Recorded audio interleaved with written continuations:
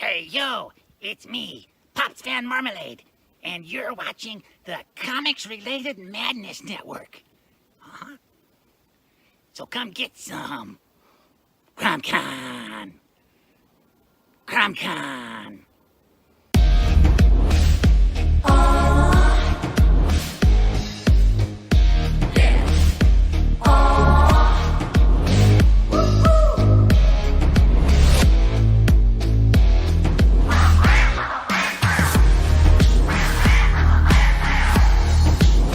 Your favorite podcast, it's Critical Blast.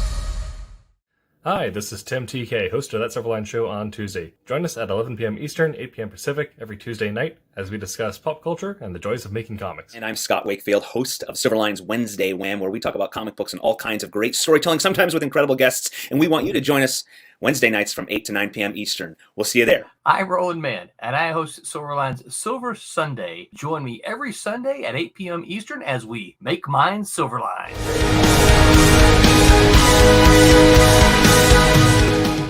So we have somebody special with us tonight.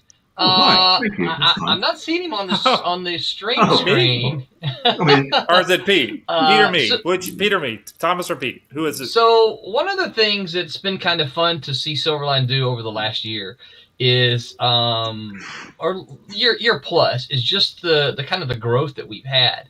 I know I tell people sometimes that when I kind of first restarted Silverline, I really just wanted to, it was just a name that I just wanted to make comics. I'm like, I teach during the day and I love comics, so I want to make comics.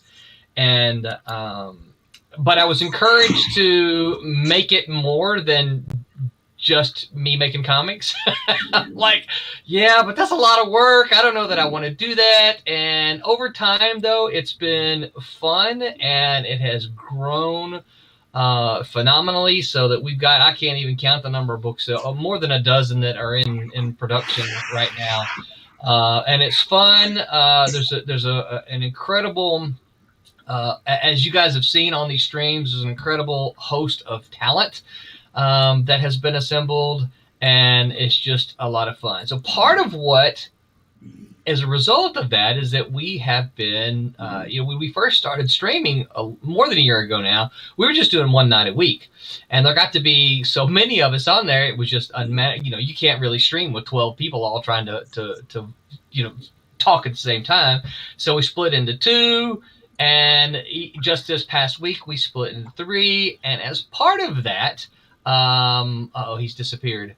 As part of that, we have a producer now who is producing two of our, and he disappeared. Where did he go? I'm getting ready. I'm giving him his big introduction, and he disappears. So yeah, we have a producer now who's producing two of our shows. Carlos, can you pop your face on, or are you going to stay shy? I am here. I don't know if you can hear me or not. Yes, I can I hear can you. see him on the screen. All right. Oh, I see you now. Yep, you just popped up. Perfect. So, Carlos, introduce yourself. Tell the folks who you are. Tell them a little bit about you and who you are and what makes you tick. All right. Well, my name is Carlos Cerda. As you said, I guess I can put this on now for a second. I'm trying to make sure the live stream is actually working okay, so I usually work with one headphone off. Is he muted? Oh, there you are. Yeah, no. So my name is Carlos Cerda. I own the business known as New Armor Productions, and I am actually a former student of Roland Mann's at Full Sail University, which is how I came to know that awesome man that you see on the screen down there. When I first met him, I didn't know that, I knew I wanted to write. Comic book writing was not something that I had, kind of saw as a pathway to creativity that I wanted to kind of go down the road towards. But he made me realize, hey, that is very much a possibility. And you can see that now with all of this talent that is currently assembled on the screen right now. Y'all are doing some fantastic things at Silverline. And when I saw that, I wanted to kind of put myself out there and say, hey, I think I can do these streams for you. I see that you're putting stuff up on YouTube, and And so that's where we're at. That's where we're at now. Cool. So you are, so I don't know how much you can talk about it. You said New Armor is the name of it? So New Armor Productions is the streaming service that I run. Okay. Essentially what it is it's a way for creators, digital creators, to bypass all of the technical side of streaming. There are so many options now available to streamers that make it to where somebody else can run it from you remotely. And I want to say, out of all of the terrible things that COVID gave us, this was actually one of the true blessings, I think, that era really gave us, was that we had to learn to work remotely, right? Yep. And so because of that, a lot of tech guys really got together and started saying, how can we keep people together, and how can we keep them working together even though they're miles apart? And so a lot of the technology that came out in this recent year has really made it possible for people to stream from all over the places. You have guests, you have artists and writers that are all over the country. And so it allows me to be able to actually sit behind the scenes and run a stream for somebody who otherwise would normally be trying to multitask, trying to host and trying to take care of your stream and making sure that it's running optimally like it should be. That's definitely a juggling act that a lot of people can't handle. And so New Armor Productions hopes to be able to kind of take that variable out of the equation and sit back here behind the scenes and run the streams for everybody so that they can just get on and talk and do and share what they love with the world. Well, and I know from personal experience, when I tried to use the OBS stuff, that was, and I'm a tech guy. I like technology. Now, Tommy will yell at me about phones. I don't really like cell phones, but I like technology, right? I like tech. But when I got a cell phone last year, I think. Yeah, but I don't know where it is half of the time. I know you don't answer it when I call. Well, it's because I usually don't know where it is. I 90% of the time I just use it for shows, or if I run out to the grocery store or run an errand for BJ.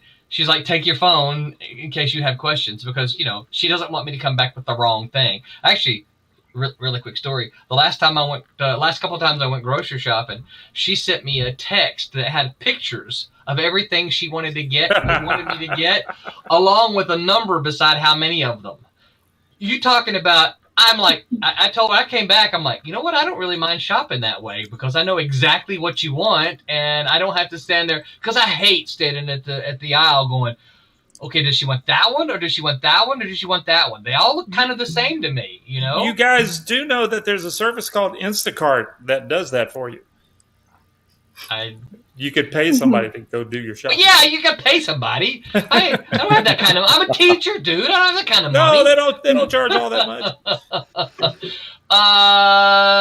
So anyway, this is all about OBS, and so I was trying to figure that out, and I was just kind of lost as to what it, without jumping on the YouTube, which I was pretty sure I could do.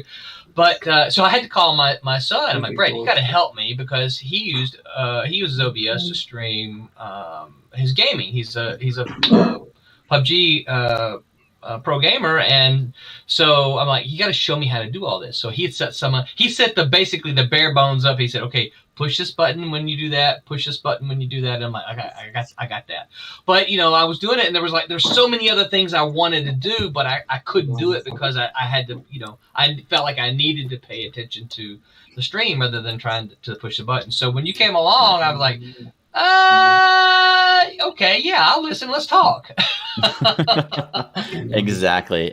And that's the headache that, I really want to help people with. And because I feel like there is so much potential out there for people who want to share what they're doing with the world, but just are lost when it comes to the tech side of things. And I really hate that that's the case. So whatever we can do to help people, whatever we can do to help people get out there, that's definitely what we're aiming for. So, so New Armor Productions, right? Yes, sir. And you are available. You are here tonight, but you are not Silverline exclusive. So you are available if folks are like, I've always wanted to do a stream, but I don't know how to do it, right? Exactly. Yeah. So they can go to newarmormedia.com and find us there.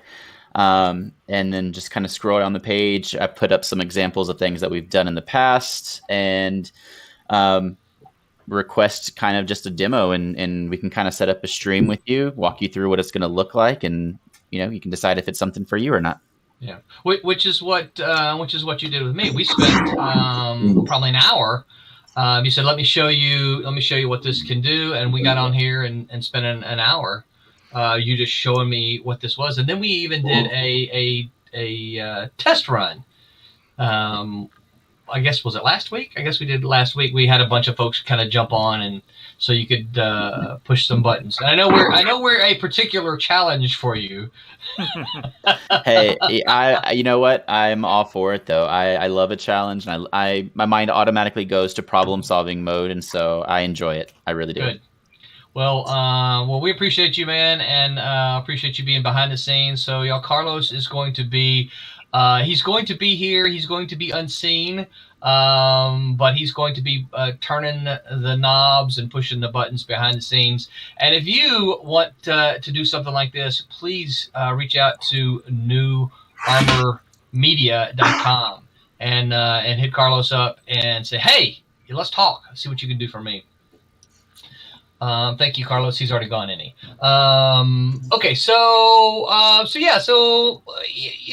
this is all about growth. What do you guys give me some? What are you feeling about some of this? You guys have seen, all of you've been here for this this whole year. What are you seeing? What are you thinking? What are you feeling? Talk to me. I don't know.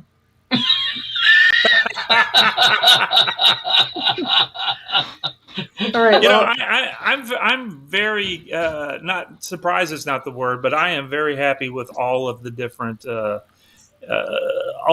types of books that Silverline is doing. I think it's really cool to see all of the stuff that's going on. Yeah, I'm just happy to be included. I like seeing how everybody's kind of. Sorry, go ahead. Curtis, I think you must have a little lag. You sound like you're joining us about 5 seconds later, in our pauses. So we'll all pause for you to speak now. Okay. No, I was gonna say I think it's cool to see everybody's kind of different spheres of influence and connections kind of cross. We have the whole Malibu background. And it's just really cool to see, people from the Kubert School coming in, and everybody's just kind of feeding off each other's energy and, building up, something pretty sizable. So I think it's great, and it's all positive too. I think that's nowadays we need more positivity, and it's just great to see how positive and enthusiastic everybody is about their projects. Yeah. So that's my take. Yeah, I think so. I think two of you mentioned Malibu, and I think that part of what, when we started talking about this, part of me, there's never going to be another Malibu. Malibu is Malibu. It is what it is, and it was. I loved Malibu, and I know that I'm not 100% certain, but I'm pretty certain that I speak for Roberta and Curtis being on staff there. That was a fantastic place. Of course, Tommy did a lot of work.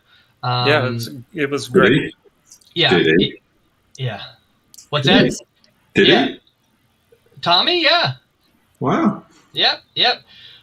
Pete, you remember? Are you familiar with Nightman that Englehart wrote for the Ultraverse? I'm going to say yes because I feel like I should.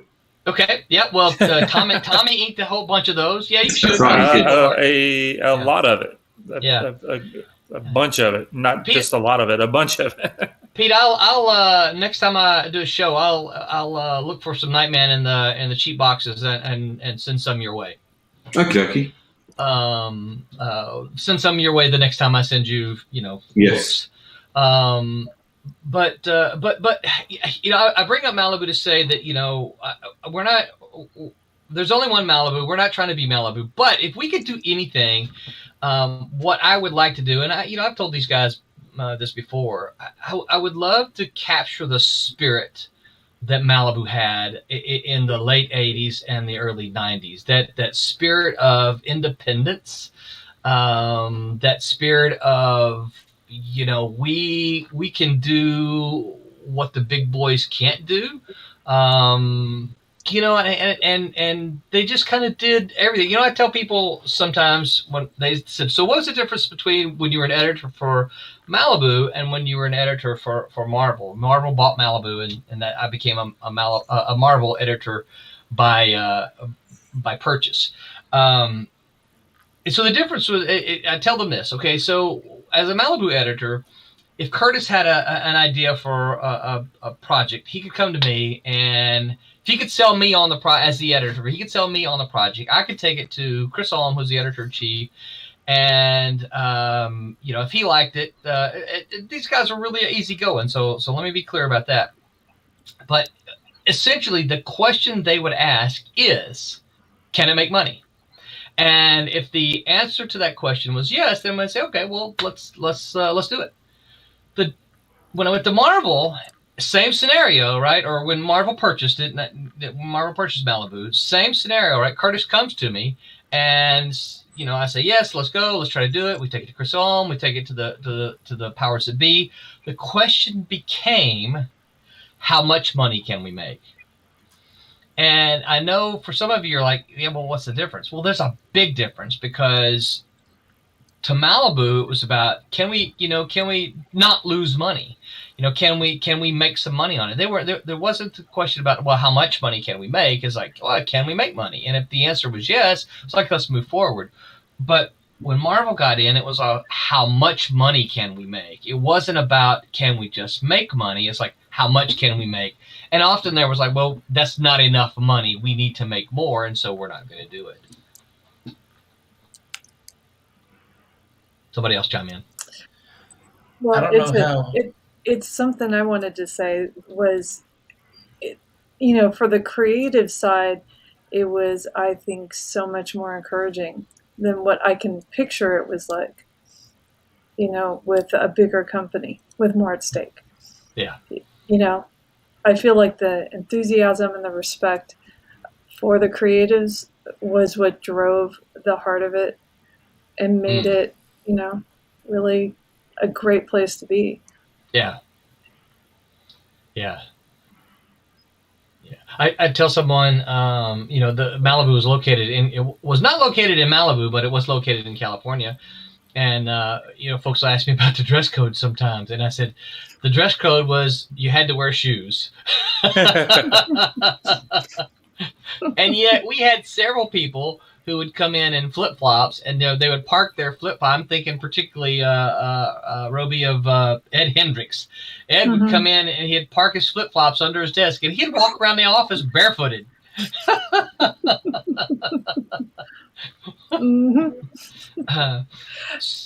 So my father-in-law says, Road Man, the big dummy, hello, what's up, screw loose? Tommy's like, why do you do that? Hey, I just got a message from Restream, and it says we have received 100 messages today with Restream chat. So I guess through all the chat messages via Restream. That's interesting. Rob Davis, what's up, Rob Davis? Stephen Brown, what's going on, y'all? So all right, so still talking about growth. What do you guys? Is there anything that if you look down the road with Silverline, is there anything you're like, I hope this doesn't happen, or I hope, or I'm afraid this is going to happen, or I want to see this kind of thing happen, or I hope we do this, or I hope we do that? I just hope it stays fun. I mean, I think the moment it's not fun and people lose the side of the process being the rewarding part, then that's when it's kind of a warning sign. But I don't see that happening with this group. I think everybody here is is more here because we just love what we do than anything else, you know. So yeah. Yeah, I'm just getting way too comfortable with you guys.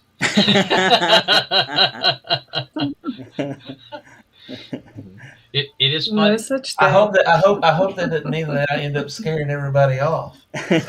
Yeah. If they're still here with your Prince Voltan look, you're in good shape. Yeah. You know, it is funny that you mentioned fun because you know that's I remember reaching out to well both actually Roberta and Pete and saying, you know, this is important to me that you have fun. Because, you know, in all honesty, I don't know what else. I mean, I don't feel comfortable making any other promises other than we're going to try to have fun. I want us to sell lots of comics, you know, and I think we're all going to make the best effort to do so. But you know, it's a fickle market, and you just never know what's going to go on and who's going to like what, and you just can't, you know, you can't make those kind of prognostications, and so you know, just make sure you're having fun. And if you're not having fun, I think you're right, Curtis. I think that's, you know, you got to make sure you figure out how to have that fun. You know, if I can interject, I had a really interesting discussion this past week with some people I know in the animation industry, and one of them worked on the show Bob's Burgers, if you're familiar with Bob's Burgers, and he was saying that, you know, they won their Emmy, and the head of the show, the showrunner, as soon as they won their Emmy, kind of pulled everybody together and had a heart-to-heart talk with them, and he said, you know, this doesn't change anything. He basically said the awards, the accolades, they come and go.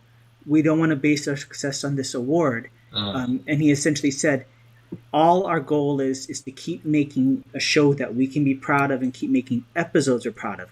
And, you know, awards and accolades come and go. They may be here, they may not. But your job and my job is to make good work. Yeah. And he was the first person to say that. And I was like, wow, that's the big difference between a manager and a leader, a supervisor and a leader, right? There's tons of supervisors, there's tons of managers, but leaders are few and far in between. And I had so much respect when I heard that he said that, because that's really the name of the game, in my opinion. You know? Oh, so yeah. I thought that was cool, you know? Yeah. Yeah. Yeah, you're right. The difference between someone who says just get it done and the other one says let's be proud of what we're doing. Absolutely. Yeah. Absolutely. You know, for me, it's I like doing comics with my buddies. Yeah. You know, so it you know, when I mentioned to you that I find me something to work on, right? Yeah. You know, we were at a show or whatever, weren't we? And I'm like, you know, I want to ink something. Just find something. You did. And you go, well, how about we do this Trump's book? And I'm like, what? And you're like, yeah, let's do it. And I'm like, you're like, okay, let's do it. And you know, I just want to work on books with my with people I like. I want to have a good time. I want to have fun. You know, I've been doing this for a long time. You know, I've got a job, you know, with Kablam, you know, and this is just fun stuff. I like, you know, I can't knock out 2 or 3 books a month like I used to do because I'm you know, a little busy, but but you know, and I love hanging out with you guys. I love doing our streams, you know, with the Wednesday guys, you guys. It's just, I like having a good time. And you've lined me up with a bunch of fun stuff to ink, except for Pete draws too much stuff. But other than that, everything is looking really good. We're gonna have to talk to Pete about not drawing so much stuff. You know what? I forgot to put in. And didn't he say no? He's still going to draw. Yeah, he's drawing double the amount of stuff. More stuff, Peter. More stuff. Yeah. I'm trying to leave space for the lettering. I've learned I've got to try and leave a little bit more space for lettering. Oh, did you see that that meme that Brad Tomty shared? Yes. Had the balloon over Padme's face. Oh, got to leave more space. Yeah. That was fantastic. You know what, Tommy? You know what I forgot to include in Trump's number 4 for Pete? I should have gone back in, and I forgot. He's engines. not done. You can still add stuff. I forgot to put fire engines in there. That's fine. Oh, that's right. He loves fire engines. Because now I have to draw And big water batteries. towers. I have water towers. Yeah, I know water towers. Just armies and armies and armies. Is there also windmills? Is that another one? Or am I No. just Windmills? guessing? There will be I no don't, hey, tilting. hey, Tommy, we can compare who had to draw more stuff when I show you some pages that I'm doing for AJ.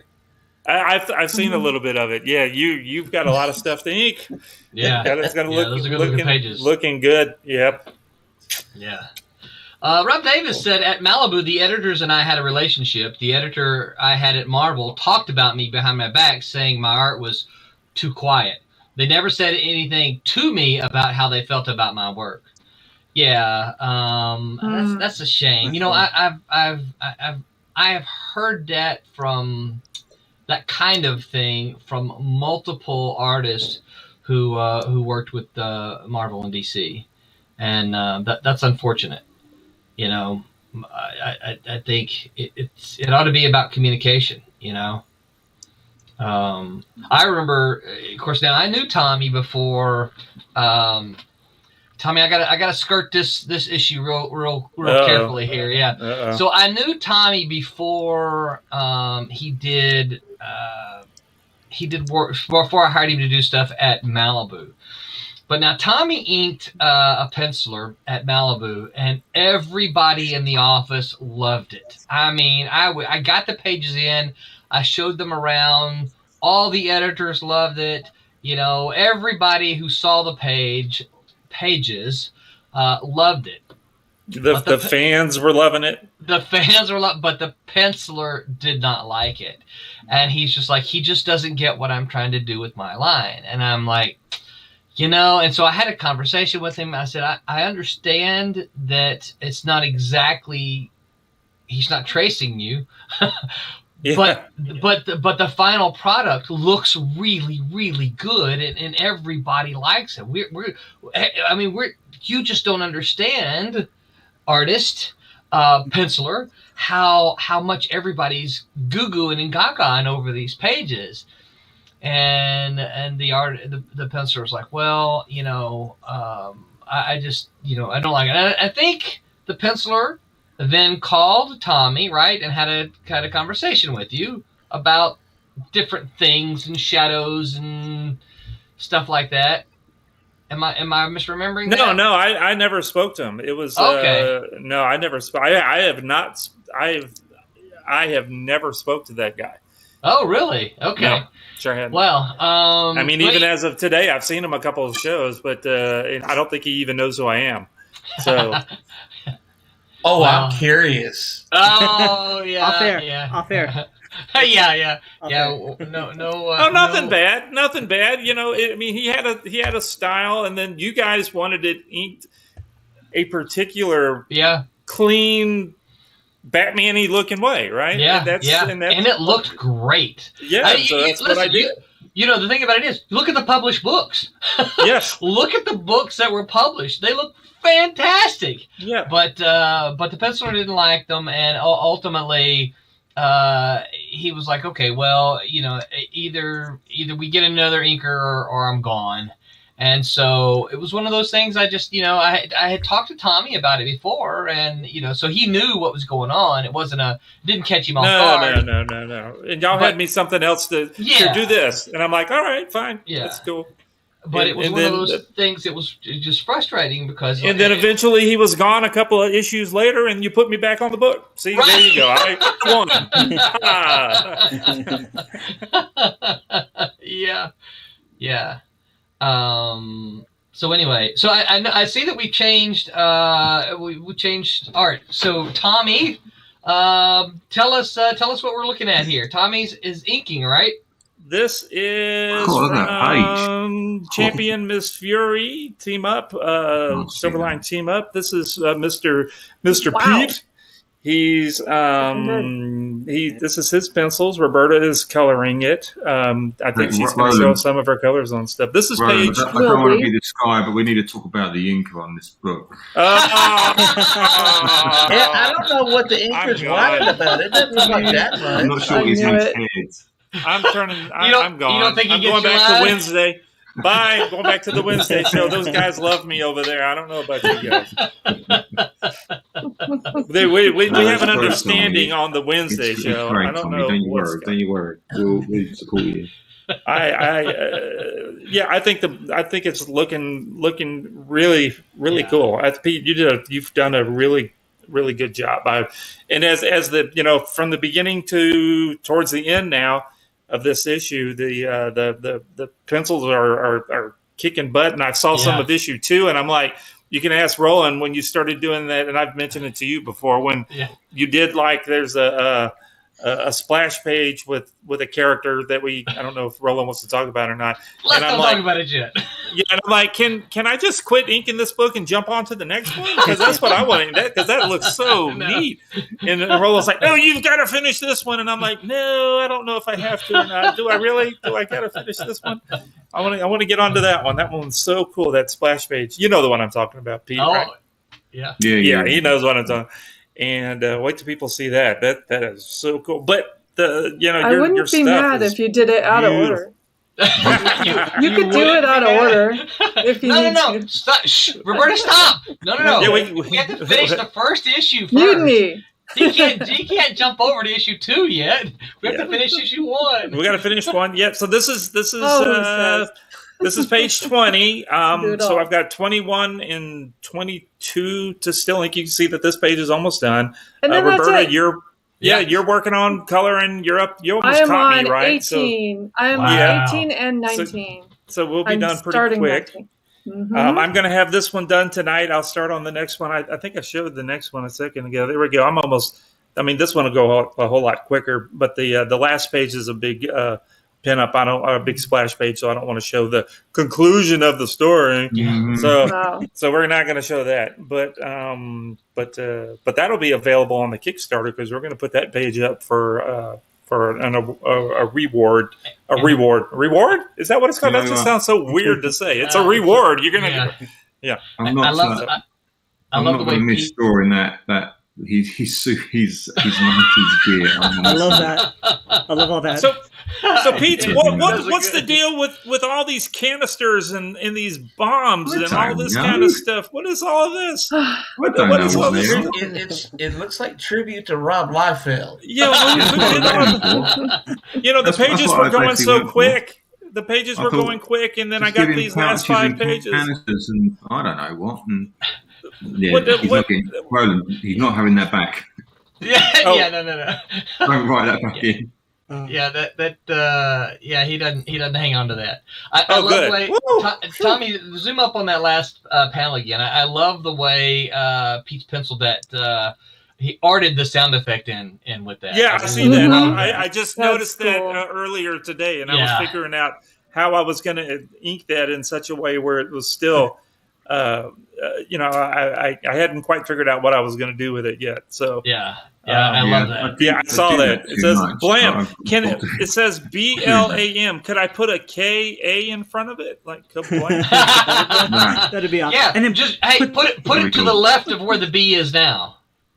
We go KA. Blam.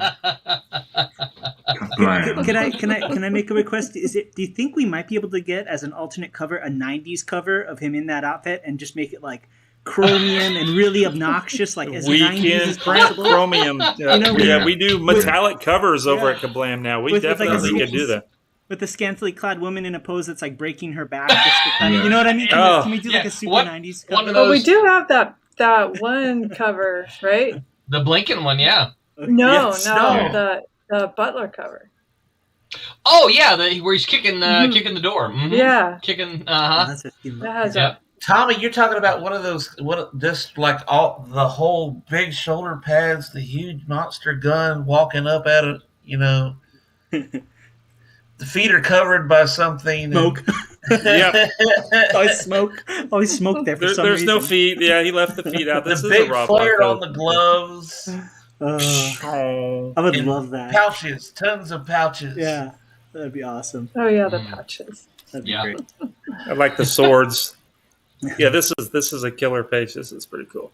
But yeah, we've got a bunch of, when that we do run the Kickstarter, there is a bunch of, as everybody's watching it, I am inking it digitally, but it's still, we did 4, 5, 6 pages on paper that will be available for Kickstarter rewards. So yeah, so I didn't ink it all on paper or on digital. Yeah. Yeah, so not every page will be available for the original inks, but there'll be a handful of them. Yeah. Yep. Absolutely. Very, very cool. Rob Davis says, my first inking job, the penciler hated my inks, and through the editor, he let me know it. It's why I, to this day, have trouble inking other people's work. It turned me off to inking, and I then concentrated on penciling, in which you have done a fantastic job, Rob. For those of you who are like, man, that name sounds familiar. I know Rob. Rob Davis is the longtime industry artist, and he is penciling and inking Twilight Grim for us. So, and if you haven't gotten Twilight Grim, shame on you. Issues 1 and 2 are available, and Rob is actually working on finishing up the 4th issue. We haven't even kickstarted number 3, and Rob's working on number 4. Number 3 is with Mickey Clausen, who is coloring it. So, all right, you guys got any? My clock says top of the hour. You guys got anything else to say about? I got a question. Okay, yeah. Because we're talking about the different jobs, different tasks in comic books and stuff like that. And I mean, on a good day, I don't think anybody needs advice, like in terms of if everybody's on the same page. But you're talking about that. How much do you feel it's collaboration? How much do you feel it's following to the T what the person before you said? And is that personal preference, or is there some type of middle ground as far as everybody should kind of have some wiggle room? I'd just be curious what everybody's thoughts are on that.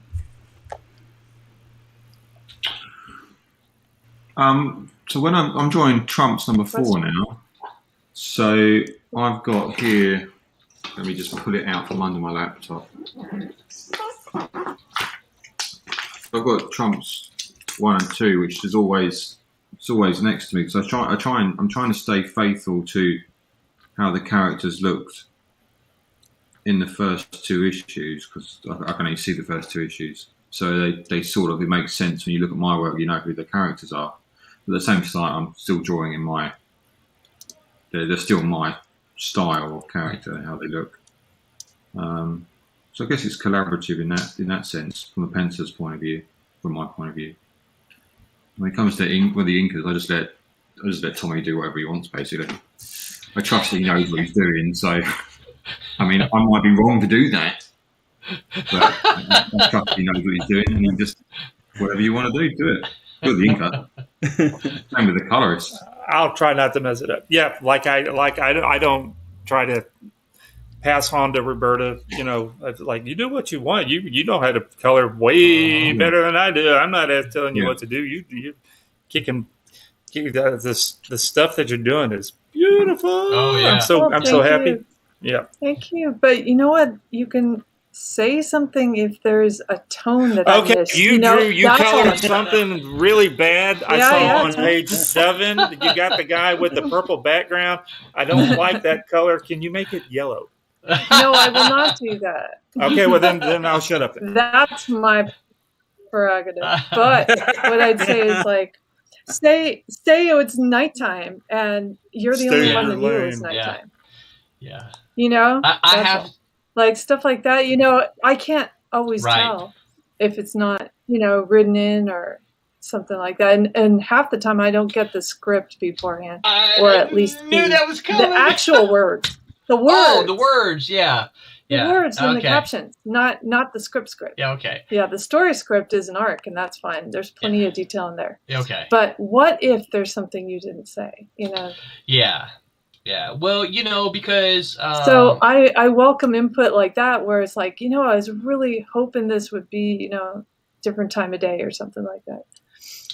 Yeah, and for me, I think my only when it comes to colors, my only input is ever really kind of in the initial colors of characters, costumes and stuff like that. But once that, it's like, okay, yeah, we've got that done. Well, I don't know how to. I mean, that's all on Roby. She knows how to do it, right? Or whoever's coloring it. Mm-hmm. So yeah. And yeah, I tried to. One of the things I've tried to start doing. So we do. So not I shouldn't say we. I like to work Marvel style or plot first whenever I can. That's not always possible. Obviously, the shorter stuff is usually easier to write. Panel to panel, because there's just so much you've got to fit in a short story. But I like that because for me personally, I like the collaborative.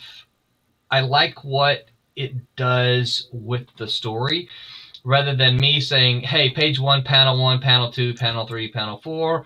I just say page 1, this is what happens.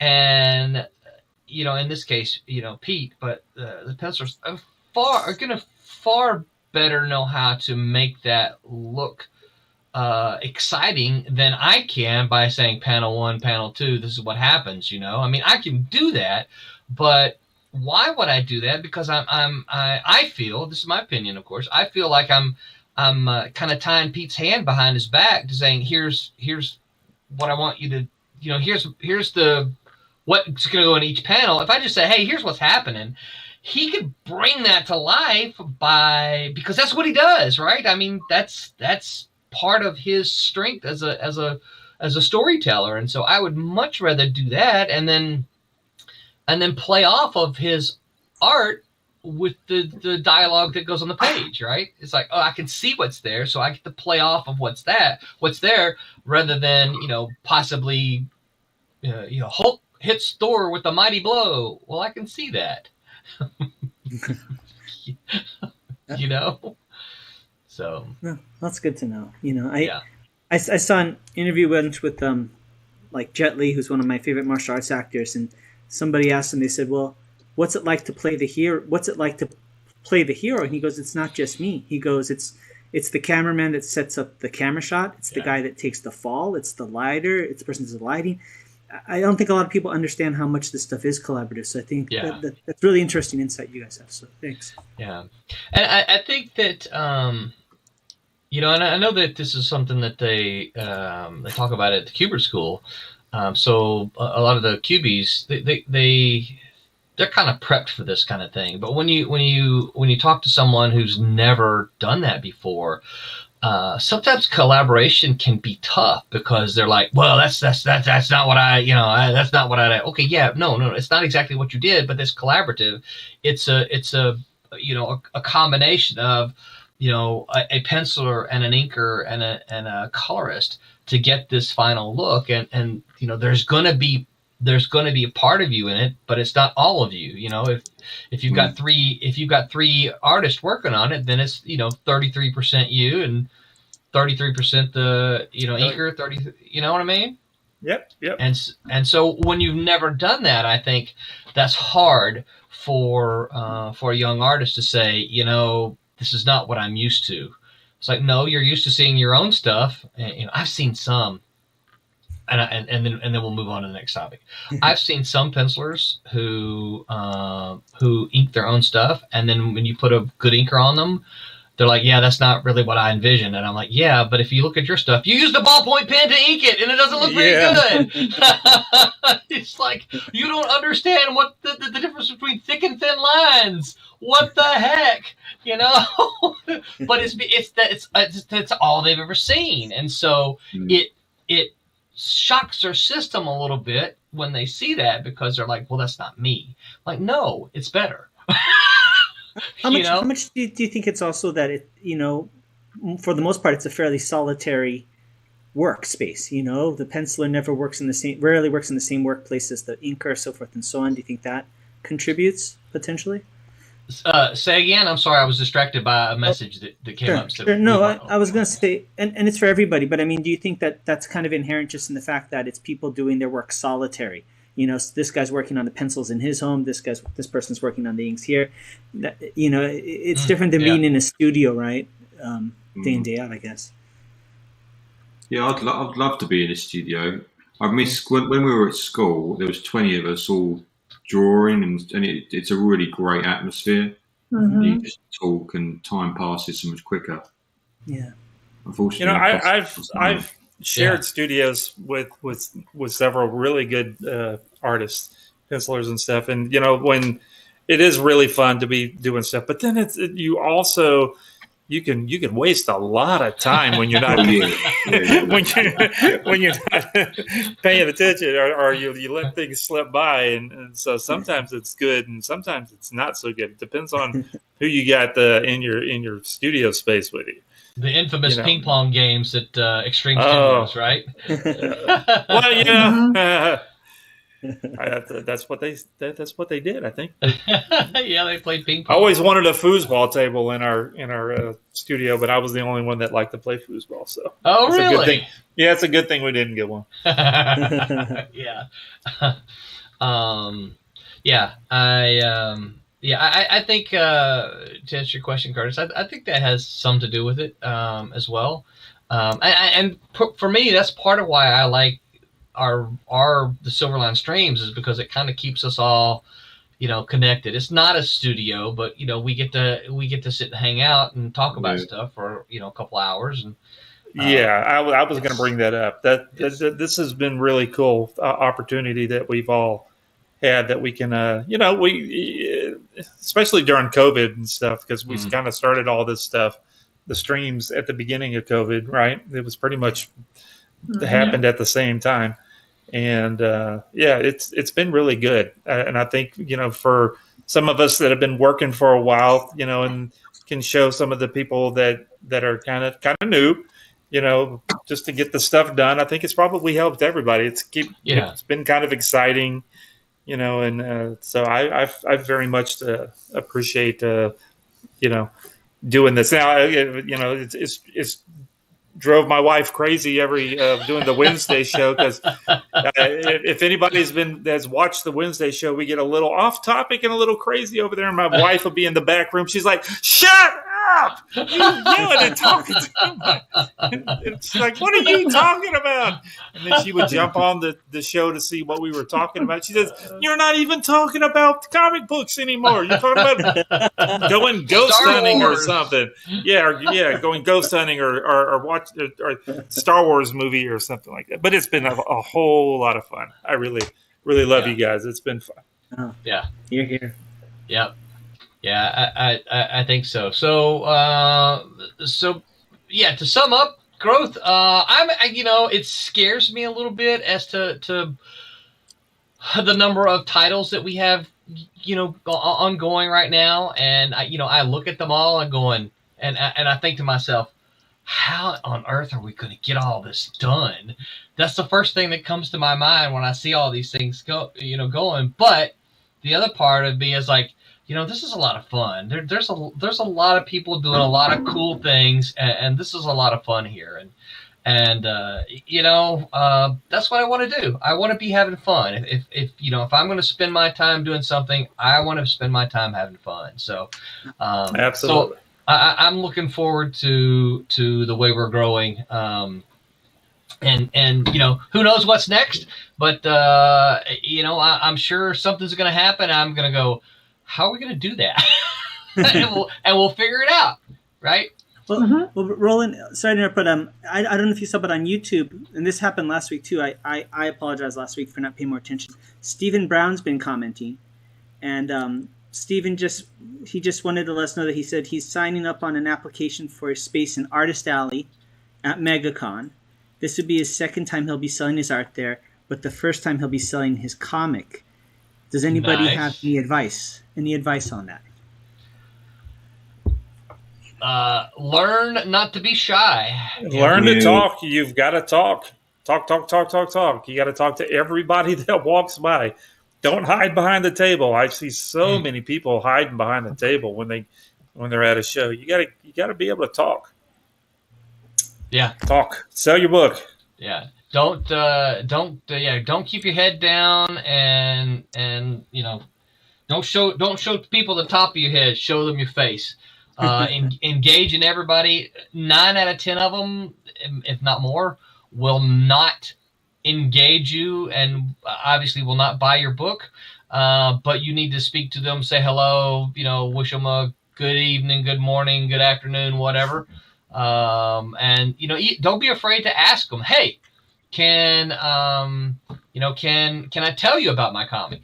And you'll find that if you reach out to like that, 50-50 shot that they're going to say, oh, that sounds interesting. I'll give it a shot.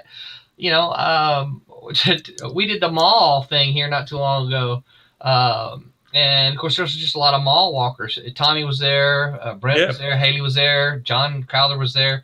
And that's one of the things that I was saying there is like, hey, can I tell you about my comic? And you'd be surprised at the number of people who would say, no, thank you. No, thank you. But the thing about it is, you got to make them tell you that, because some of them said, sure, go ahead. And of those few that said, sure, go ahead, a couple of those bought the book. It's funny because one of the guys bought Trump's because Tommy was sitting right beside me. And after he bought it, I said, so would you like it signed? Yeah, I can sign it. And Tommy's right there. He goes, oh, no. And he took the book and he rolled it up. Yeah. Oh, sacrilege. Yeah, he rolled it up and just carried it off like that. I'm like, okay. I'm like, that's the guy who is going to read the comic. That's what John Lucas does with some books. He rolls them up. Yeah, he's like their comics. They're funny books. Yeah, yeah. That's bad. So it didn't bother me. It was just that I hadn't seen someone. I did that with my comics when I was a kid before I knew any better.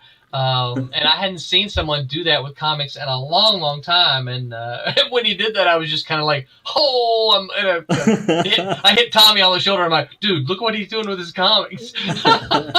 Ruining the book. Don't ruin it, because, did the inking and then, kablam printed it. It's like, you've hurt my feelings 2 ways here. You ruined it. Yeah. Rob Davis said about this for Stephen. He said, either learn to talk or bring along someone with you who will. And that's a great, absolutely. Yeah. If you're not a talker, bring someone who is. Also, if you're an artist, draw at your table. You got to. You have to. Yeah. Because people will want to stop and watch you. They sure will. Yeah. Will. But here's I'm going to put an asterisk on that, John. Is that if you're an artist drawing at your table, you can't ignore the people who walk by. No. You got to have the radar. Yeah, radar has got to be on. In that peripheral vision, you see somebody starting to walk by, look up and, hey, how's it going? How y'all doing? Mm-hmm. Yep. And just kind of. How you doing? That's what you need. How you doing? Yeah. Yeah. Ryan Permission says, "What's up, Roland? What's up, Ryan? Hey, man, I'm still anxious to come talk to you sometime. Just hit me up, and also Ryan, see all these other folks. They're happy to talk to you as well. I know you've already talked to Barb, so hit us up. As you can see, we can talk about comics. So, all right, so or fake it. Let's move on to topic 2. And we again want to shout out to our sponsors, Daytona Beach Comic Con and History Camp, and a big thank you to make sure I get this right, guys, because I'm just thinking New Armor Media, who is and Carlos, who's producing behind the scenes. So now what we want to do is we want to talk about reboots. And I toss that. I'm not thinking about a specific reboot. I'm just talking about any reboots at all, broad, specific. Somebody jump in and John's chomping at the bit. Fire away, John. First off, I want to say, can we ban Marvel and DC from doing another freaking reboot?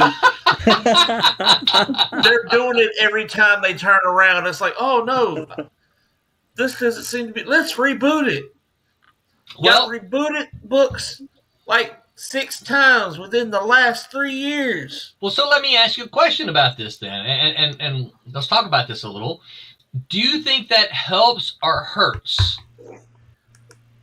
It's helped some and it's hurt others. And sometimes you overdo the reboots and you'll begin to run people off. Like I've seen the complaints with some of the reboots. Curtis, I think your stream works better without the streaming. It helps in the short term. It helps in the short term because people jump on and try and get number 1. Yeah. But if you look at the sales figures, it doesn't help in the long term. The sales figures don't change.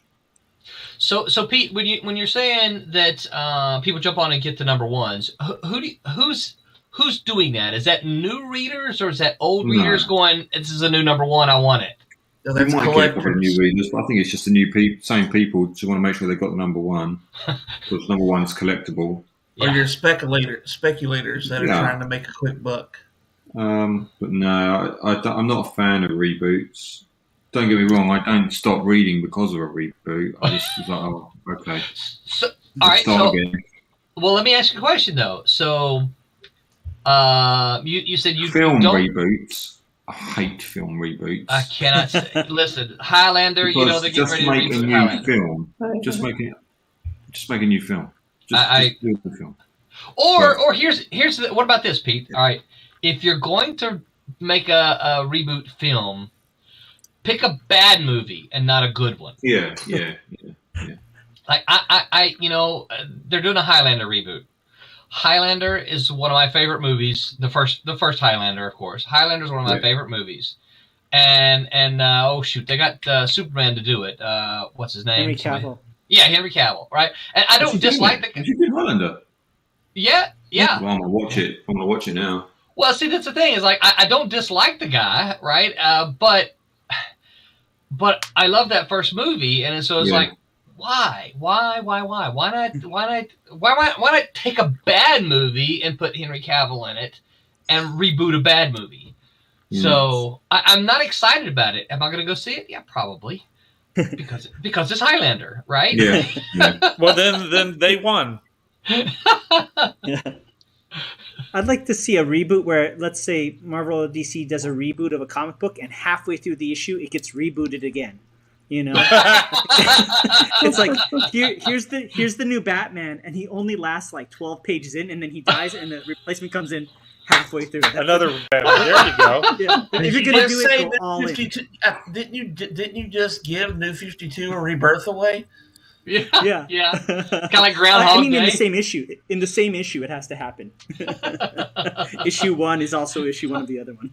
Yeah. That's it. It's a flip it'll be book. a flip book. So you read the first 12 pages, the character dies, and then you flip it, and there's the next reboot. You get twice the reboot for your bucks.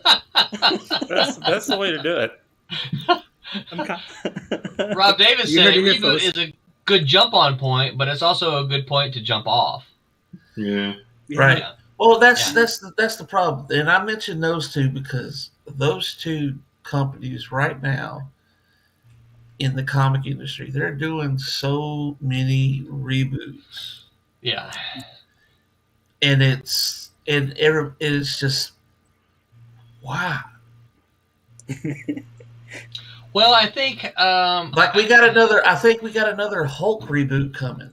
Oh, really? Oh, really? Yeah, because the Immortal Hulk run's ending, and I think Donny Cates is doing the new Hulk run. Wow. So and the Immortal Hulk wasn't bad. It was actually really good. Like, why don't we just keep this going? Why are we ending this? Well, so all right. So here's and let's not even talk about the Spider-Man reboots. No. Here's So here's the thing I think we have to talk about, and I think we have to realize is that when you say, and I don't know the answer to this, John, I'm tossing this out there, is that when you say it was really good, that's fine, but what do the sales figures show? They were some of the top sales in the industry. Yeah, I haven't looked at Marvel and DC sales in several months. I know that they've all been sucking. There were several times when the Immortal Hulk was outselling everything that freaking DC was doing. Really? Yeah. Wow. I can't Including imagine Batman. I cannot imagine Hulk being in the top 10 book. It was. I don't either. It was a top 5 book. It was that good because it really embraced the horror aspects. And Joe Bennett is just an awesome artist. Yeah. You know, I don't. Go ahead, Curtis. I would be curious if your perspective, and I hope it's not too controversial, but you were there for a reboot, which was when the Ultraverse went through the Black September and the Marvel characters came in. I colored that Black September book, but I was pretty young, and so I had no idea what was going on business wise. But you actually were part of saw a reboot from start to finish. Would you be comfortable commenting on that a little bit? Sure. You have a very interesting insight, and I was too young and inexperienced to understand what was going on at the time. Well, obviously, the Ultraverse wasn't near as big as a company like Marvel and DC. That continuity, at any one given time, there are about a dozen books, something like that. I'd have to go back and count, but roughly. So for the Ultraverse reboot, it was multi-faceted. There were a lot of things to take into consideration. Number one is that the idea that people like to have a number one as a jump on point, right? And so what happened is Marvel purchases the company. Malibu says, look, now all these people know who we are. So let's reboot the line, give them a new number one. And, hopefully that will get a whole new host of consumers.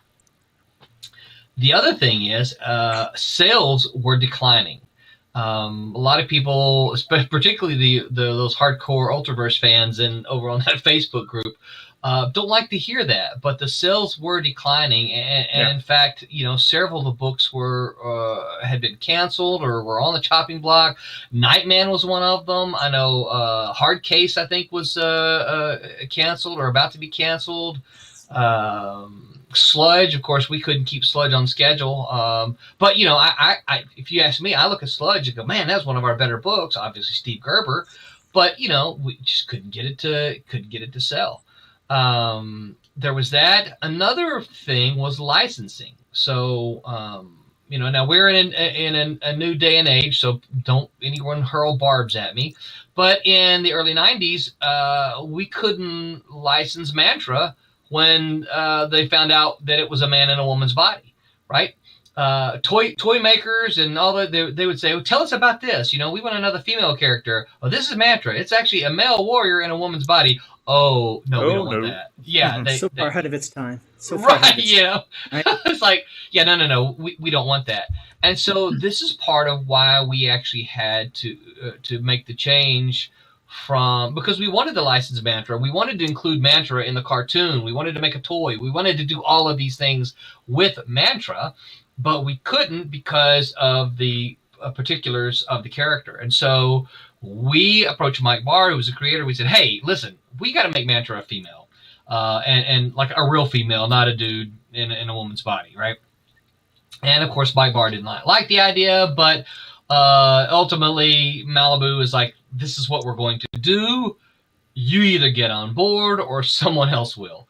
And since Barr was the creator, Barr's the one that came up with the whole idea of I think Lauren as the one who took over as Mantra.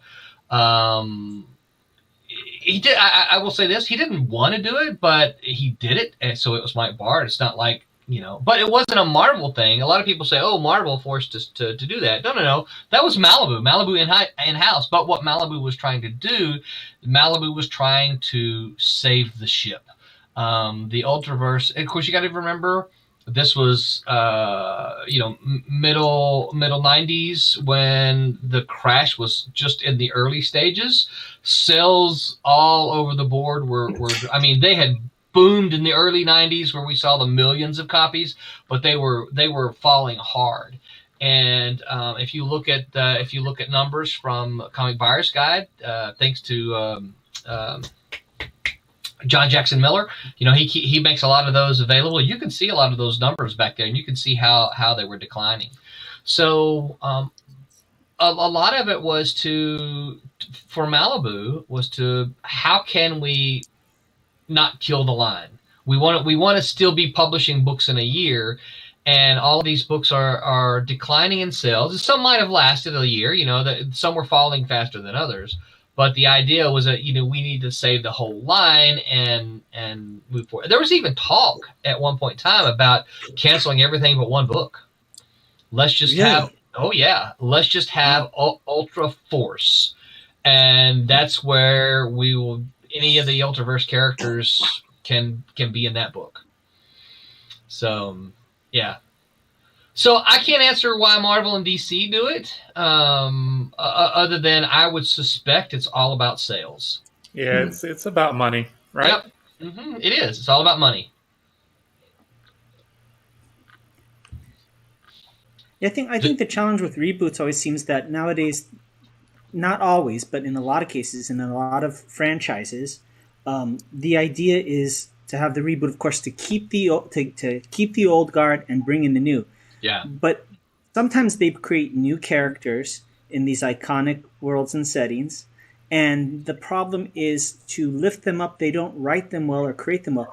They take the legacy characters and they degrade them to lift up the new ones.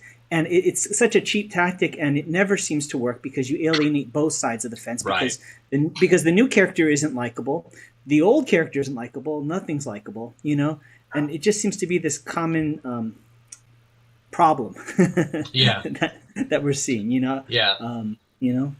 but while you guys are chewing on reboots a little bit, I will tell you this, more than one person has asked me when I tell them about the new Cat and Mouse if it's a reboot, and I tell them, no, it is not a reboot. This is not redoing anything. This is more of a continuation of the story, but it's not the same characters.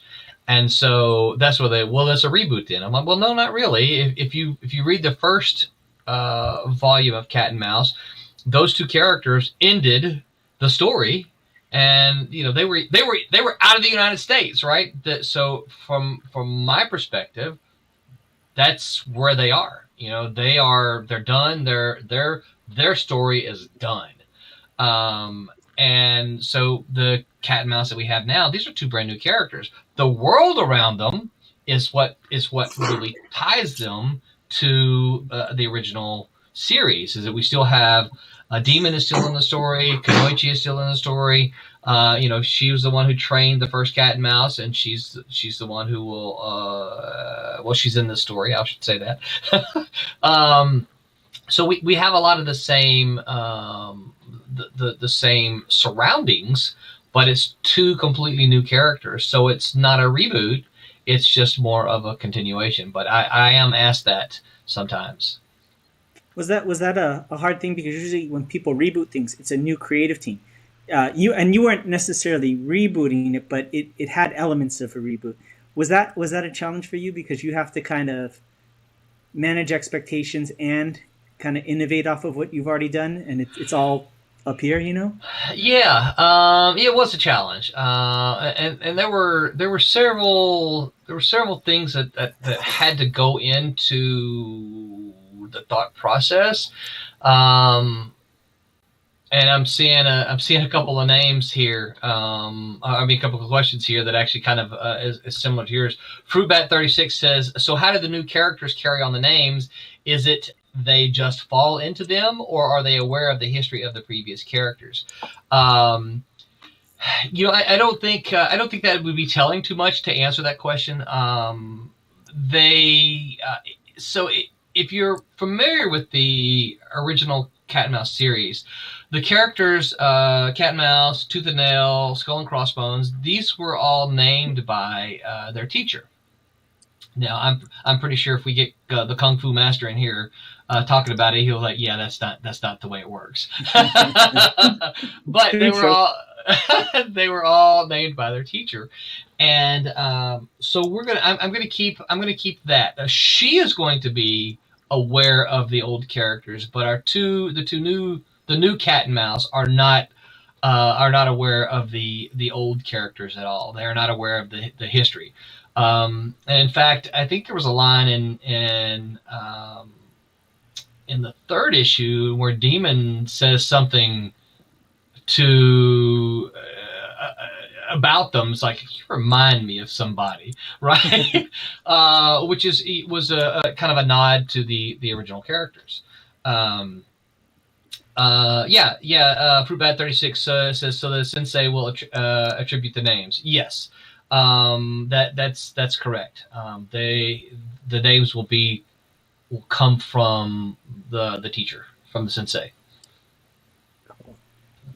In terms of reboots, I was just talking to some friends the other night, and I heard something about what I feel is not the way to do a reboot, or a continuation of a story, which is, I don't know if you saw online, but they were talking about a new Star Wars TV series coming out, and the showrunner actually said, I've hired nobody that has seen Star Wars before to write this new TV series. Our writers' room is strictly... Are they proud of that? She goes, it is strictly formed of people who are not Star Wars fans and who haven't seen the Star Wars movie before I hire them, because I want them to have new ideas and a new perspective on things. And to which my response is, how do they know that they're not treading over old ideas if they haven't seen Star Wars and if they're not familiar with the material? And she said something like online to the effect of, they're not going to be bogged down by terminology or, those kind of things. Oh, boy. The fans would be. So, Wow. And it was just like, oh, that hurts, Oh, that's horrible. That's Right? horrible. Before I say too much more, hey, Roby, you want to share? I was just going to ask you. Okay. Yep. Let's do it. Yep. All right. Get it. Make it happen. So one of the things that because I teach creative writing, so one of the things that that I always tell the writers is that, so this all spawns from a time probably around 2007 or 8, something like this. I was at a writers conference, and I had just given a presentation on Protagonist or whatever, and somebody asked me the question. You see? I'm still. Yeah. Still see Tommy. There he is. Oh yeah. I see it on our screen. There we go. Yeah. Oh Good yeah. there. Yeah. A lot. Yeah. So I see it here, and Carlos will get it on the stream here in a second. But anyway, so he started telling me the story and about the sand planet and all this kind of stuff. He went into a lot of different stuff, and I'm like, oh, it's a little bit like Dune, huh? And he's like, what's Dune? Oh, no. And I'm like, okay, so you're going to be a science fiction writer and you don't know what Dune is? And so, long story short, one of the things that I really try to hammer into my students is like, look, if you're going to participate in a genre, you need to be aware of the genre, right? You can't go be a horror writer and having never read Stephen King, right? Or Dean Koontz. Or Dean Koontz, right? Now you ain't gotta like them, right? But you can't go and be a horror writer and not be familiar with the names of that genre. You just can't, because no one will take you serious, right? Why are you smiling, Curtis? You're chomping at the bit to say something. Well, no. I mean, it's the same thing in the martial arts world. I do a martial arts style that's pretty old, right? Because China, one of the longest standing civilizations without any, with the same continuity. Right. And God bless God bless MMA and more modern interpretations of the art, but they will use the exact same moves and will say, well, this is they'll talk about what I do as traditional, and they'll say, well, that's not effective, or it doesn't make sense. Like, why do you call this the tiger claw, or the snake coming out of the cave, or whatever? And what it is if you look at it for what it is, it's the same maneuvers. It's just packaged differently. So in MMA, they have something called the Superman punch, where they jump in the air and punch somebody, and it looks like Superman flying.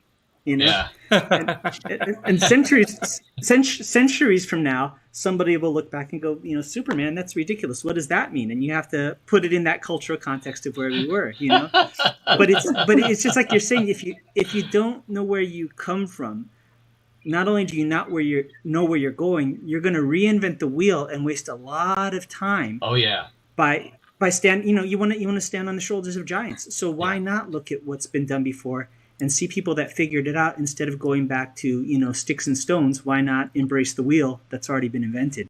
So that's why I was nodding. I couldn't agree more with what you're saying. Well, do you think this is? Do you think some of this may be part of what's the problem with the reboots? Do you think maybe the people who are rebooting it don't really know the history, so they just say, "Well, let's just reboot it so we can make up our own"?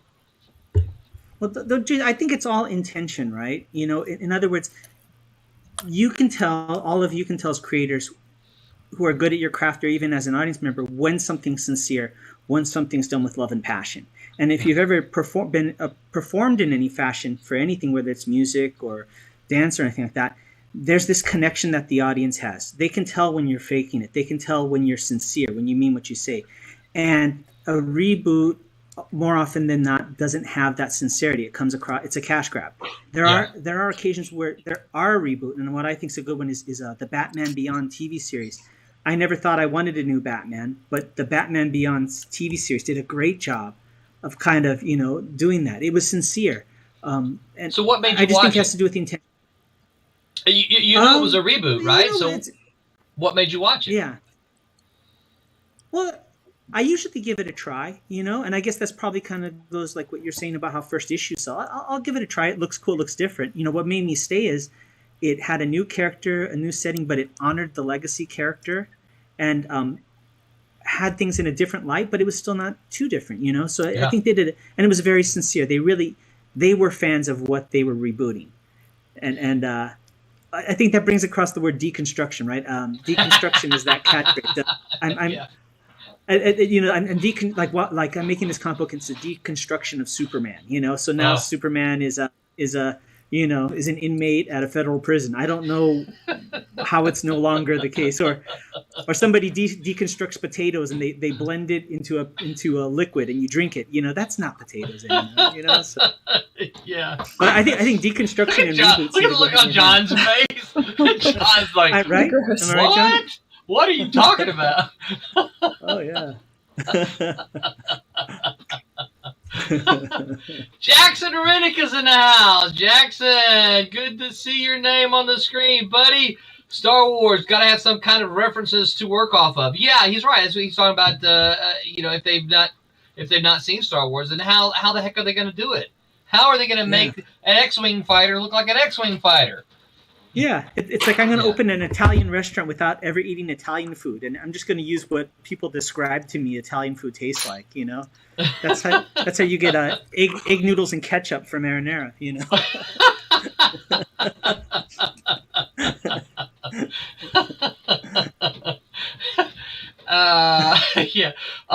Fruitbat36 says a lot of the reboots remove the essence of what made the characters great, and I agree. I think that's kind of what Curtis was saying a little bit earlier. So what if you're gonna reboot something? So let's think of this. What's a good reason to reboot? Is there a good reason to reboot? There has to be a story to tell, right? I mean, there has to be a story that merits the reboot. There has to be something that the old characters, something they haven't experienced that has to be told, and has to be something for the new characters to do. And if there's no story, if you're just rebooting for sake of rebooting, I think that's the problem, right? It has to be a new type of story. That's my thought. Well, would you consider Frank Miller's Dark Knight? That's a reboot, isn't it, of Batman?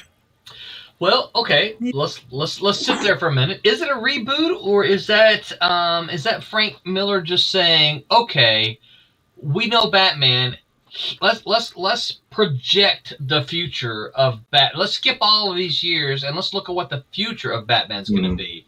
So is that a reboot, or is that it sort of changed the direction of Batman, though, didn't it? Oh yeah. After Batman, everyone tried to. I don't know. Maybe it wasn't an intentional reboot, but it sort of did reboot that character. Yeah, yeah. I'd say it's a continuation of the story, but a reboot of the genre. You know? Yeah. Yeah. Well, how far how far after the book is ended that they do another, edition of the book? Is that considered a reboot, or is it just somebody picked up, Batman ended. I mean, not that Batman would ever end, but say it ended, and then all of a sudden, 5 years later they made another Batman book. Is that a reboot, or is that just another story? Or is it a reboot like, you get to issue 15 and it's just the sales are terrible. Let's just, issue 16 is actually going to be issue 1, and let's just change everything and reboot it. So when is it a reboot and when is it just, another book? Yeah. Yeah. I think reboot would be when it resets continuity. When you don't when it's observe just all totally the characters, continuity. everything's different. Yeah. Yeah, like the New 52 was like, yeah, the themes are there, but the continuity has changed. So I don't know what anybody else's thoughts are, but that's what I would think a reboot is. Yeah. Fruitbat said, yeah, when you remove the roots, then you no longer have the same idea you started with. You have a new character, and nobody has a reference point anymore. The history is too convoluted. And so I agree. Here's why I think it's a mixed bag. Is it because as a kid, right, I was a Marvel zombie. Mm-hmm. I read Teen Titans just because Teen Titans, George Perez, right? But I didn't read any DC books, mostly because I couldn't figure it out. I could look at them all. I don't understand. How is Batman here and here? How is this character here and this here? I don't understand how it was too confusing for me, right? So when DC did their Crisis on Infinite Earths, I'm like, oh, they're gonna put everybody together in one world. Okay, I'll jump on. That's when I started buying a whole lot of DC books. But it wasn't until that point, because I didn't know all the and part of the problem was, DC's been going on since the 1940s, and here I am reading in the 70s, late 70s, and I'm like, I don't know. I don't have 30 years of continuity. I can't follow all the different worlds that's going on. I just give me one world, and I think that's what drew me to Marvel, is that they all existed in the one world. So that when Crisis happened, I was like, yep, okay, I'm on, and that's when I jumped on board.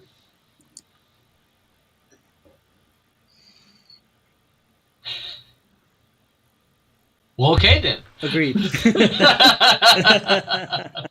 Can I add? There's too many Femme Lakitas. When I was a kid, that was like one of my favorite movies, and then they just redid it and redid it and redid it. Really? Yeah, it just seemed like it was a really cool movie. And then I feel like I got bored of the entire story after a certain point. It just like your fan status goes away. It's like, okay, too many attempts at making this person. Well, let me ask you a question then. That kind of begs the question about the reboots. Then is that so if they do what Fruitbat suggests, they remove the roots, then it's no longer the same character, right? And you're not interested. But if they're just retelling the same story, are you interested in hearing that same story again? Slightly different? No. Like what I like TV show wise, that not everyone likes it, but I like the Handmaid's Tale, how they handled that. They took the idea that was contained in that book, and it wasn't that big of a world, and they made it an entire, different trajectory based off of it. I thought that works as a reboot. It's like, okay, you change the reality a little bit to fit, to expand it. Then it's interesting. Then there's creative input. You know, it takes my interest that originally was there and it fuels it to continue with it. Yeah. That's where I go. Yeah. So what about distance?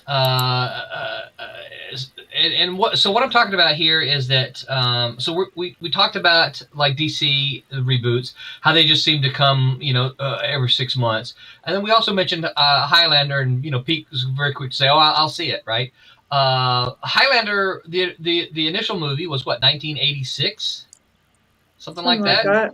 Yeah. So so you're talking what? 34, I can't do that. Somebody do math for me. 86 is what? Too long. Yeah, a long time. 40 years, right? 86, 96, is that right? It's your kids' 06, generation movie. 16. It's introducing the idea to a whole new audience. Well, and and then there's that other thing. So 35 years, right? Ish. So that movie was new and good 35 years ago. And I've already said I'll probably go see it, even though I don't have a whole lot of interest in the reboot just because I love the first one. But it has been 35 years, right? That's one of those movies that I'm made my kids watch. As a dad, you're like, okay, we're gonna sit down and you are going to watch these movies, right? One of the first movies when my kids turned 15, one of the first movies I made them watch was Blazing Saddles, right? I'm like, that Monty Python and stuff like that. Well, this is one of those movies. It's like you're going to watch this movie because it's really good. And I realized watching it with them is that the special effects, they're 1980s, right, and all the stuff is and so they're not as impressed with that as I was in 1986, right? Or whenever it was. So yeah, I mean, I can more understand a Highlander reboot than the new DC reboot. Fruitbat 36 said, but then Marvel X-Men went nuts. He was talking about when I was talking about the continuity. Jackson says, Spider-Man, we didn't need 3 retellings of Spidey's origin. I totally agree. Absolutely. And that's one of my favorites too. Yep. Why do we need to get? Let's just Stop go. killing Uncle Ben. That's right. Yeah. Leave him alone. He's dead already. Come on. I will say this about the X-Men reboot, that at least all the continuity that they had out there, they managed to pull it together and streamline it. Oh yeah, that's true. Actually, the new X-Men is amazing. Oh, it is. A lot of people kind of complained about Mortimer Taggart actually being I thought that was genius. A type of mutant, but that actually worked out to explain different timelines and all this other stuff. Is this the current X-Men? Yeah, it's what the House of X and Powers of X. Mm-hmm. It was introduced in that, and it's kind of where it's kind of gone now. It gave a way to explain all the different timelines and different different things that have happened to the X-Men. Right. And then kind of bring it into what we have now. Oh, cool. So they're kind of tying together all the loose ends. Right. That's what Hickman did. And some people are like, well, that sounds so much like this other story here. And I was like, okay, so it sounds familiar to you. So obviously that sold and you read that. So why wouldn't you freaking read this? Right. Yeah. Fruitbat says, well, you can also reboot to try and capture a new audience, but then take the essence of the original and tweak it for the modern time. As mentioned, Batman Beyond, a new audience is a new generation. Yeah, I agree, and I think that's and again, I think that makes more sense for something like the Highlander. You know, I dare say all of us but one probably saw that in the theaters on the stream tonight. I think Yeah, who Pete's the didn't? youngest of the bunch. I've seen it and I love the first one, but I certainly didn't see it in a cinema. Yeah. I know I feel really old after last week, so. I think the only reason I watched it was because it had Sean Connery in it. Oh yeah, yeah. Love Sean Connery. Oh, he's great in that movie. Yeah. What's he called? What's Haggis? He was He was Spanish, wasn't he? Just from that yeah, line, he was that is Spanish sad. peacock. Yeah, he was Spanish so peacock. I know exactly who you're talking about just off the line. That is sad. Sad. Yeah.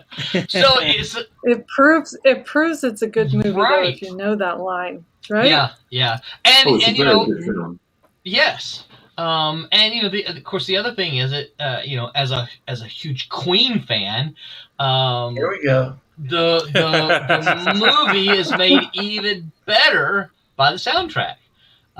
Sure. Jackson says Highlander series kicked butt. Yeah. You know, I didn't see the series, but I heard like good the things series about it. too. It's all right. I don't like some of the I watched it. spin-off movies that they did from the series. Oh, well, now the second movie was terrible. Oh my Oh, it's god! terrific. The I Quickening, wouldn't right? even use it as You a know- coaster. So wait, which is the You know, maybe that was the one with the aliens. The second one. Oh, Lord. The Oh, the third aliens. one, wasn't it? The fourth one. Well, they said that the Highlanders were essentially like aliens in the second one. Oh, that's yeah. But fun fact, I really wanted when I got married, I wanted to have it so that when my wife put the ring on the hand, I wanted us to have like air blasters, and I would act like I had the quickening, and we put on like strobe lights. You know, when I got, and she Oh was my all god, for that's it. awesome. what did she She was say? all No. for it until she realized that I was serious. She's like, "You're serious?" I was like, "Yeah." She's like, "Nah, not gonna happen." No. But it would've been awesome. But This is Man. my wedding, but I do- Curtis. My wedding. You're just here. But we compromised when we were leaving the wedding. You know, from the ceremony. You I compromised. got It them didn't to- happen. That's what happened. Like, I got the we got the guitars to play the Dragon Ball theme song as we were leaving the wedding procession. Oh. And you did Oh, that. that's that's cool. not bad, right? Yeah. You know, I did in fact, here's my Dragon Ball wedding ring, just so you guys can see. It has the Dragon Ball in the center of my wedding ring. So that's how we roll in this household. Just to let you know. that's cool. What? You know,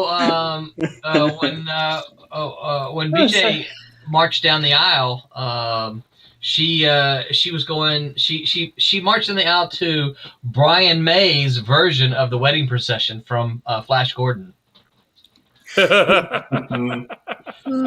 Awesome. really did. That's awesome. I brought it up to her. Well played, sir. And Well I played. did not think she would go for it, but you know, I'm like, she's like, well, what do you want? I want this, you know, because she was picking out flowers and all this other stuff, and I was like, yeah, I want them pretty, you know, what kind of flowers do you want? I want pretty ones. I didn't care what kind, right? And sure enough, she was like, okay, let me hear it. And so I had the CD and they played the whole music procession. When I mentioned it to we got married in the church. When I mentioned it to the church, they're like, yeah. How did that Queen? go? And they're like, we need to hear that first. I'm like, it's just the wedding procession with electric guitars. That's all it is. And they listened to it and they're like, yeah, okay. So sure What enough, do they think Freddie Mercury was popping on there talking about his Friday night stand? Yeah. But so yep. She marched down the aisle to the Brian May's electric guitar. It was very cool. Roby, I forgot to ask you when we switched over. Awesome. What you're coloring. So, as we wrap up here, what have you been watching you color? So this is one of the pages of Champion and Miss Fury, the Silverline team up, and it's pretty special. Hello. So we have. I know. Yeah, hi. Sorry. If you'd like to make a call. So we have Champion. He's completely covered in artillery, and he's a little dubiously getting dropped on by Pistol and them, our villains in this series. So it's interesting. Well, they are coming for him, that's for sure. Yep. I like it a lot. So, I hear whispering. He's talking to somebody in the background. Yeah. Are they trying to reach you about your car? Yeah, about my car warranty, right? No. Did you buy the extended warranty? When I heard who it was, I'm like, that's BJ calling. I need to at least let her know that. Hey, I'm still on the stream. What are you doing? Aren't you listening? Aren't you paying attention? So, am I still muted? No, we're not Okay, muted. good. Oh. We hear you. All right, good. Wait, we heard you while my... you were talking. No, you didn't. Did you really? There you are. Yeah, we did. Yeah, you're in trouble, mister. Oh!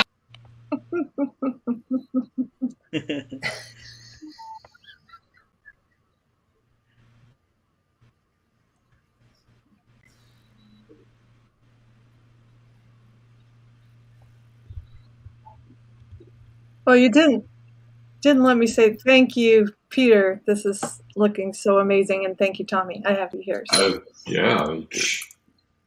You're doing a great. Whatever, right? It's looking really good. I just make it up as I go along and hope it comes together.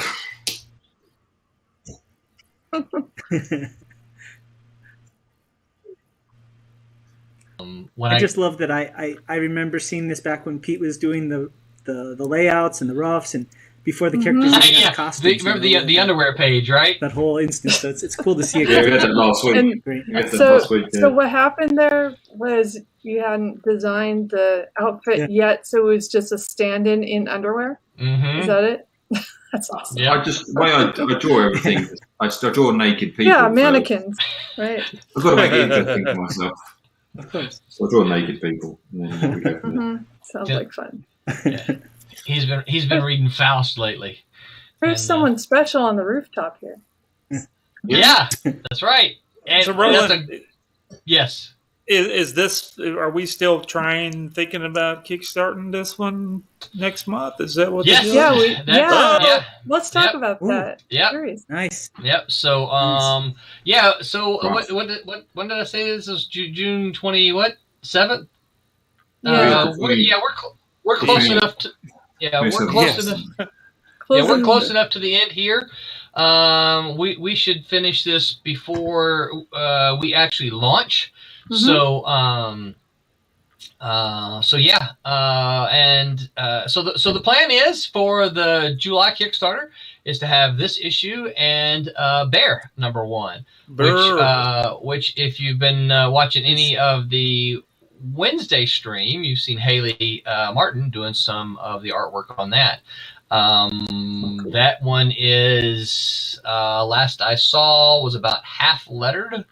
And I think she's still got about 2 pages left to do on that one as well. So both of these should have no problems wrapping up in the next couple of weeks and before we launch, which is what we do, right? When we do our Kickstarters, we make sure the books are finished so that we don't have any problems shipping them out, because we have all heard backers be very upset that they don't get their books when promised, and I am very, very happy to say we are 10 for 10. Is it 10 for 10? 11 for 11. I can go back and look. We haven't fulfilled the last one, but we're still on time. We're not actually, we're not late yet.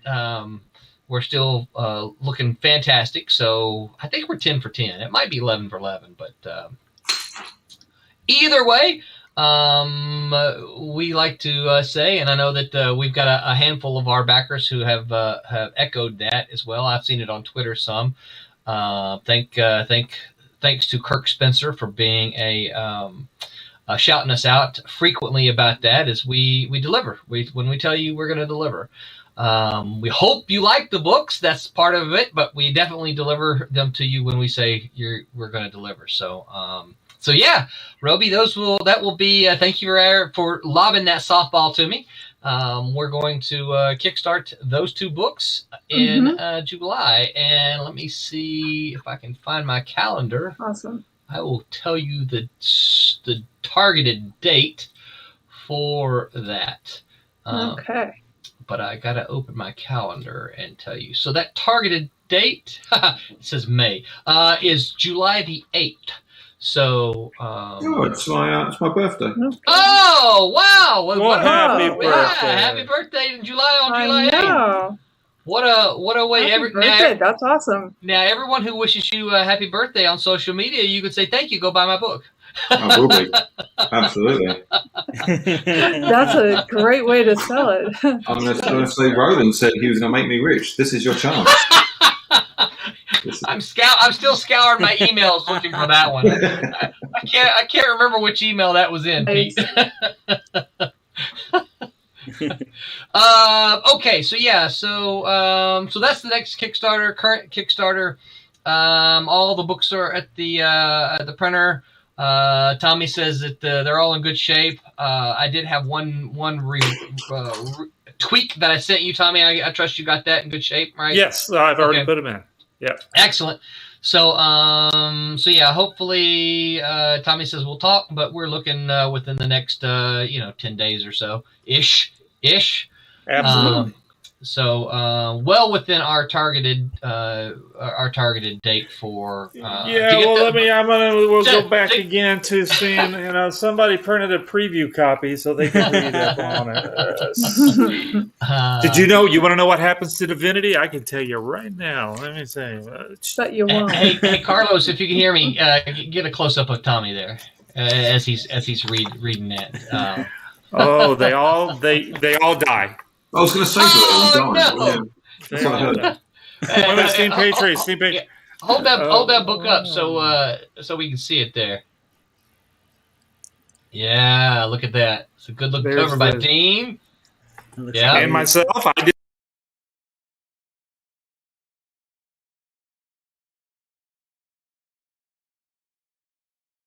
this one. Dean and Barb, and yeah, nice. I think Barb even colored that one, didn't she? Barb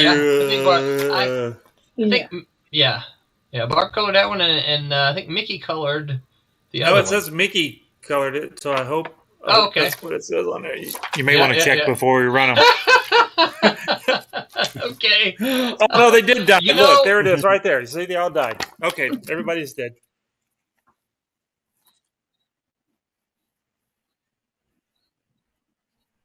So except for Pete, I'm like Pete. Like Pete, I get Pete pencils and I put the folder Pete. When Tommy inks it, I was like Pete.Tommy. Roberta colors it Pete.Tommy. That's what the files are called in my folder, so that I'm like, okay, this way I don't forget who did it. Well, that works. Yeah. It works. It helps me keep everything straight. So. All right, so yeah, those are the Kickstarter updates. Don't forget, make your plans for Daytona Beach. There's a whole host of us going to be there. Check out History Camp, which is coming up here July 10th, I think. Make your plans to attend that. Where can folks find you, Curtis? Online. Where can folks find you online? Okay. There's two ways. I have my. Sure. Folks can find me online. If you're interested in my martial arts program, you can find me at tigercrane.net. We have all our social media links there. If you're interested in my comic book, you can find it at Instagram and Facebook, Shadow Ghost Comic, one word. That's where you can find me. Nice. Roberta, what about you? Where can folks find you online? You can look me up on Facebook or Instagram under Roby Conroy, and that's where you can find me. All right. What about you, Pete? Where can folks find you? They can find me on the interweb by typing in Peter Clinton Art. Yeah. It'll take you everywhere that I'm on the social medias. Did you ever get that domain? Oh, no. You gotta get it, dude. No. You gotta get it. JustApenciler.com. JustApenciler.com. John, what about you? Where can folks find you online? Pretty much anywhere and everywhere. I'm somewhere in some way, form, or fashion with John Martin, the Artistic Viking, or I think there's one iteration where it says the Viking Prince of Oltan. But Facebook, Twitter, Instagram, TikTok. I'm not posting often there, but I am. Tommy doesn't TikTok. And I just post pencils all the way through the inks. Yep. Nope. I'm not dancing like Tommy is. You're not going to be twerking? No. Tommy, what about you? Where can folks find you online? Just go to infernostudios.com. You can find all of my stuff there, or I am on Facebook. It's Florimonte is spelled Florimonte, just kind of like it sounds, but everybody still spells it wrong. So they try to make it sound like it. They add a bunch of letters that aren't there. So just look up Thomas Florimonte. That's I'll be there. I thought you spelled it Bustamove. Bust a move. Whoop, whoop, whoop, whoop, whoop. And then I am on TikTok. It's Tommy Don't TikTok, and but I don't post anything there, so don't go. Was there an apostrophe in that and don't? Oh, you know what? I misspelled it apparently. Well, there you go. I misspelled. I can't spell. Anybody that's read anything that I've wrote realizes I can't spell. And don't forget, behind the scenes is Carlos with New Armor Media. Carlos, you want to jump on and say hi or bye or anything, or are you good to go? Or you just, all right. So check out Carlos and New Armor Media. Get your own show produced and join the streaming masses online. And I'm Roland. You can find me at rolandman.me, as well as all the other appropriate social medias. And you know how we end this, folks. Don't forget we've got this is Sunday. Don't forget we've got a Tuesday stream. That's trying to cater a little more to the West Coasters. That starts at 11 p.m. Yeah, we did Roberta. Didn't we? I didn't skip Roberta, did I? You didn't skip me. No, I didn't skip Roberta. You did me. Yeah. I'm good. Curtis, you're just lagging out, man.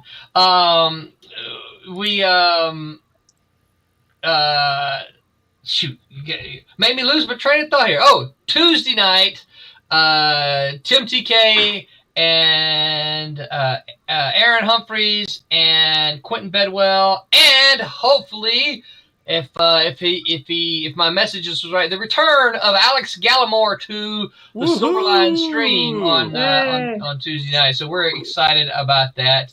But now this one is going to be 11 p.m. Eastern, which is actually 8 p.m. for the Pacific time. So those of you who are on the West Coast, maybe this is a little easier for you to get, not exactly early in the day. And then, of course, our Wednesday Whammers will be here Wednesday at 8 p.m. Eastern.